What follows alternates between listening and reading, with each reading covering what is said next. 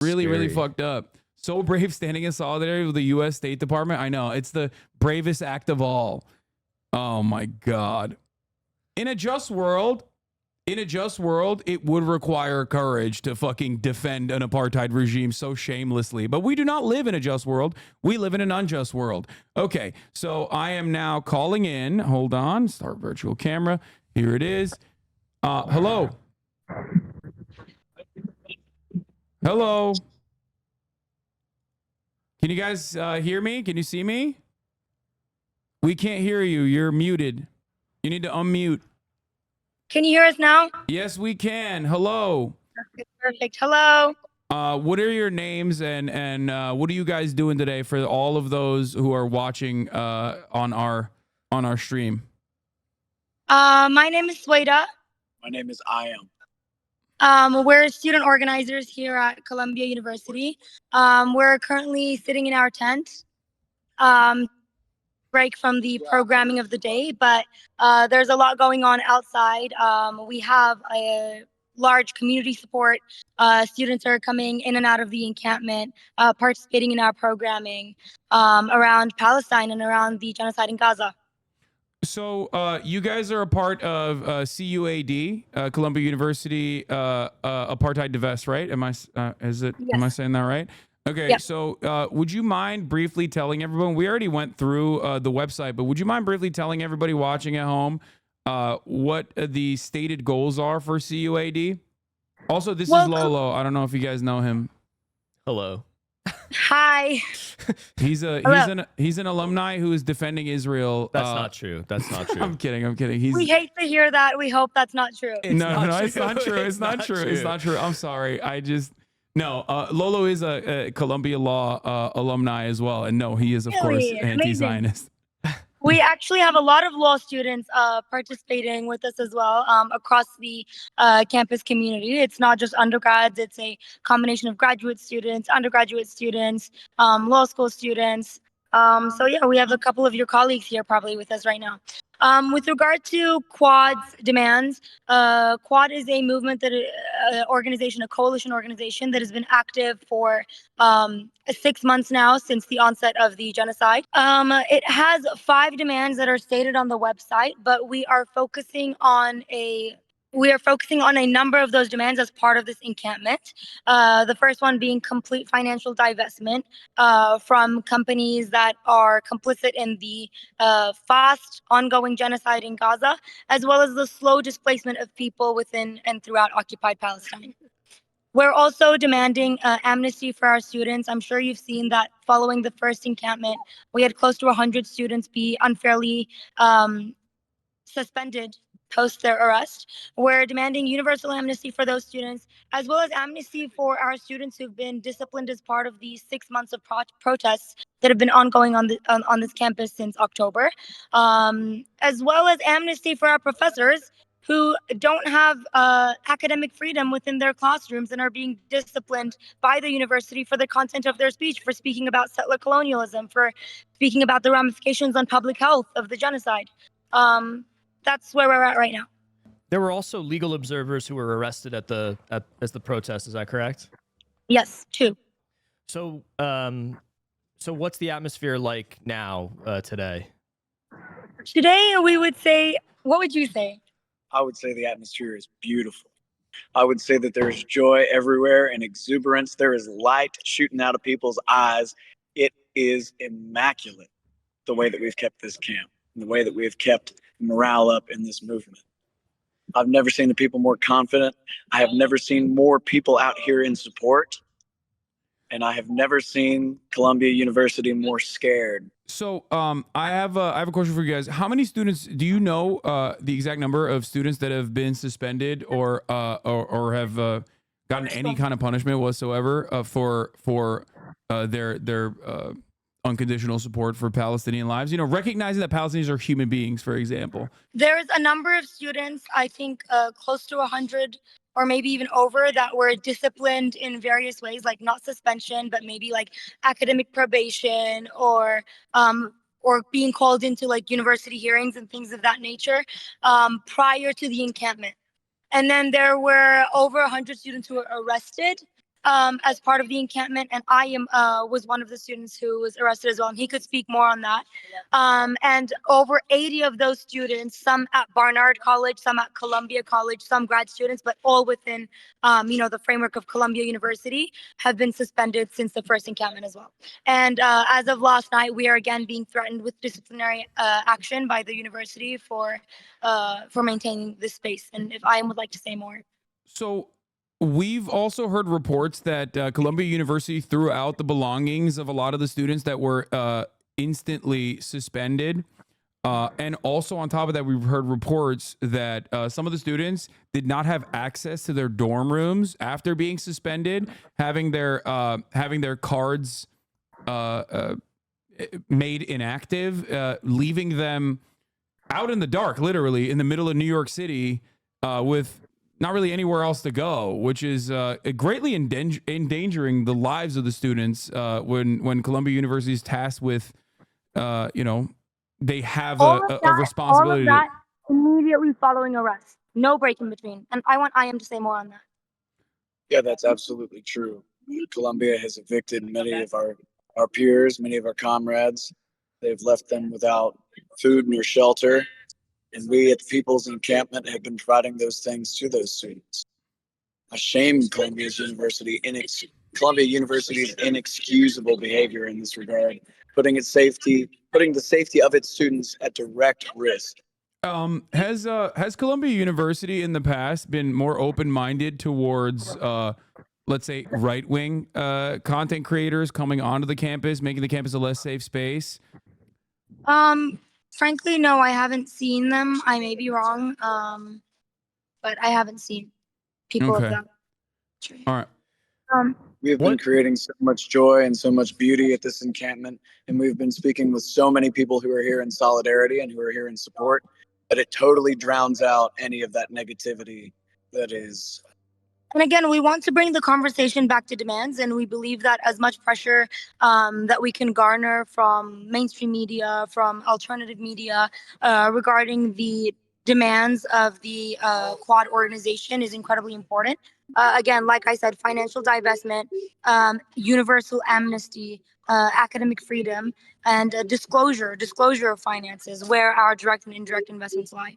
And as the faculty said earlier, to keep the NYPD out of this campus and away from brutalizing students, as happened on Thursday. And why is divestment such an important priority for you? Well, it's a matter of the fact that we're students here, we're putting in our tuition money, and whether we want it or not, whether I'm morally against it or not, my money for an education is being used to refuse the right of life to other people. As a student, I'm against this. I, in good conscience, would not use my own personal money in this way, but my right to direct where the money is going is being taken away from me. And this is not unprecedented in Columbia University. Everybody knows Columbia is a protest school. People make jokes about this all the time. In 1968, again, we had people, we had our previous generation of students occupying buildings, demanding divestment from apartheid South Africa. Only recently, the university divested from Russia. This university has no holdings in Russia. But because U.S. geopolitical interests are on the side of Israel in the ongoing genocide, the university is reluctant to act in a principled manner, reluctant to act in a moral manner, and is committed to ignoring the overwhelming support Quad has on this campus. We've passed divestment referendums and resolutions in a number of our undergraduate and graduate schools, the latest one being at Columbia College. So that's the undergraduate school. We got the results of that this morning. We know that on this campus, there is mass support for refusing complicity, material complicity in violence throughout occupied Palestine. And the university continues to deny this. Do you feel like the militant actions that Columbia University has engaged in against those speaking out against Israel's genocide is actually blowing back in their faces, and the support has only increased now with increased media presence on campus? I mean, it's not even just increased media presence on campus because we had a press moratorium the first few days of the encampment. What does that mean? Press were not allowed here. Mm-hmm. The only ones who got in were people who came in like before gates were closed or who negotiated a way in through the journalism school or something like that. The university most definitely doesn't want press here. It's incredibly bad for their reputation. They've already suffered so much reputational damage. The optics are horrible. They haven't had NYPD on this campus for over 50 years. The fact that there were hundreds of students encircling our encampment as the NYPD came down to brutally arrest each of us of astronomical import in terms of rallying the student body to our side. And we also believe that we have hope that our demands are going to be met. We've been in the negotiations process with the university since Friday, and we believe that we hold leverage within those negotiations. No matter what the outcome is, we firmly believe that this encampment has sparked something across the nation.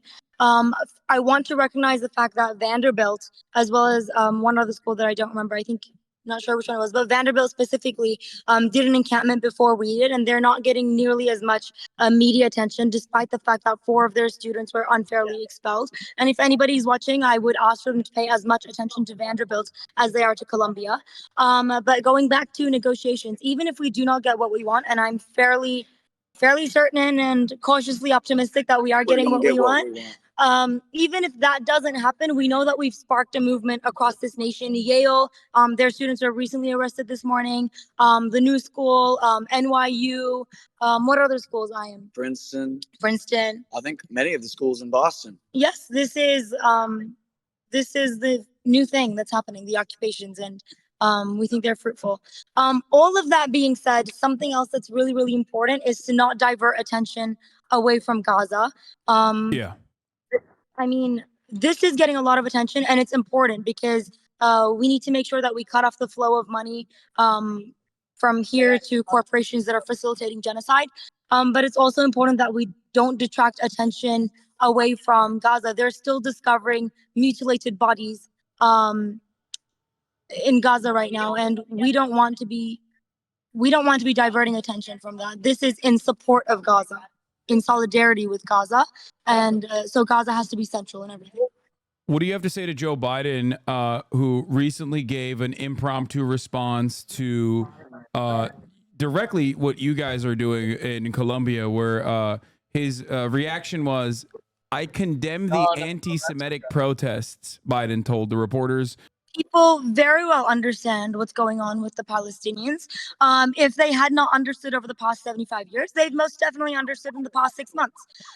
We have had so much, like I am said, press and journalists within this encampment area over the past few days, and they've seen what a peaceful movement this is against our university's complicity in genocide.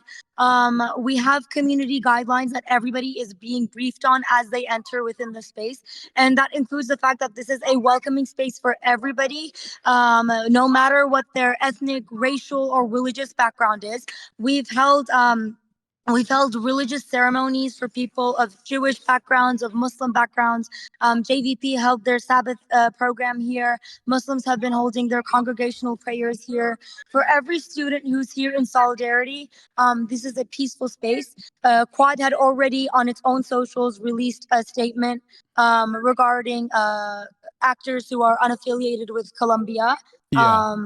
In this space. And again, like we said, we don't want to be diverting attention from what our demands are. Our demands are clear, and the nature of this movement has been clear for the past roughly 1 week in which it has been going on. You're all students, so you're also have to be in class. You have to be being students. So what's We're not really being so what's that like for the students that are there, or Well, prior just that reality? If you come to this camp, you can see that students are on their laptops, like on the lawn, trying to get what work they can get done. The library is quite close to us. That people who still have swipe access, and haven't been suspended are still using the libraries, as is their right. Other students who may be busy are simply not doing work at all, and I guess that's what's going to have to happen. We're calling supportive faculty to conduct their classes on the lawn. We've had a number of faculty, sit on the tarps and give their lessons to their class, like members of their class, as well as other students on the lawn who are willing to listen. And we're fostering an educational space here. We may not be students in the typical sense of the word right now, like completing our assignments or going to class, but we've had so many educators in this space. Community educators, labor organizers, people committed to divestment and liberation, people standing in solidarity with students here who've come and spoken on the lawn, gave us encouragement and shared their insight. And I will add that this is an education far better than the imperial faux social justice education offered in these liberal institutions. This is a real and radical education for those of us who care about the actual emancipation of the human race. That's actually an interesting point that you made. I wanna ask you guys both about what led you to take such brave action against your own universities. Like, what was it? Was there a pivotal moment for you? Back on the framing, not brave. It's not brave at all. No. It's been 6 months. We students at Columbia have been protesting just like students across the nation, just like Palestinians themselves in Palestine. Students have been protesting for quite some time and haven't received any response or acknowledgement of their demands. It's not brave of us to be in solidarity with Gaza. It's the baseline. I agree. Yes, it's something that we aspire to. And genuinely, as students here on this camp, we do not want to be framed as like brave students doing something. We're humbled by the recognition that Palestinians and Gazans, particularly like Gazan journalists who have been like referring to this encampment, we're humbled by their recognition. We are inspired by them. This is not bravery. This is the least we should be doing. You have to do whatever is within your power. You have to take some sort of calculated risks for justice. Amen. Do you mind showing around a little bit, like outside, just so we can get a quick glance of what's going on out there, what the vibes are like? So these are our tents. We have a lot. I'm just gonna move, stepping on people's stuff, but okay. Wow. This is our programming. They're back. Jesting Israel committed summary executions. Please keep them. We center Gaza. We're here for a purpose and for a reason. We need to make sure that in all of our conversations, we are centering Gaza, because although what we're doing here is incredible, and I am so, so grateful to be in community with each of you, we need to remember what we're here for. Please stay tuned. We have a lot of programming coming up. Also, This is our programming board of what we have for the dates, rest day. okay. And then at night we do assembly, so just updates on if any decision making needs to happen, if there is anything important that has come up with the university. That's when we do our assemblies. There is a first aid tent over here. It's the first aid tent. And then I want to show you to our cornucopia. Okay. We have sleeping supplies laid out here. Oh, is Sam and then- Cedar on tonight? Wait, no. Oh, it's wait. Seder. Oh no, It's chat a is Seder. wrong. Sorry, my chat is saying they saw Seder. Seder and they thought Seder. it's Sam Cedar. You guys are so lame. Okay. I'm talking to my chat. This is Sorry. Go ahead. this is Show our, the like, cornucopia. This is where we have our food, and we have a wonderful volunteer like students who are categorizing all the donations that come, and then like handing them out to people who want. We have plenty of things, I would say, and then I guess this is like a larger view. This is where the faculty, that over there at Low Library, is where the faculty had their walkout earlier today. What else do we want to show them? Let's show them the front. Do you want to show them the front gate? Yeah, let's. So the front gate, some for activity. We have our proud and beautiful Jewish Voice for Peace students who have volunteered to help with security, keep the community safe from anti-Semitic attacks by the Zionists against our anti-Zionists and against Islamophobic attacks.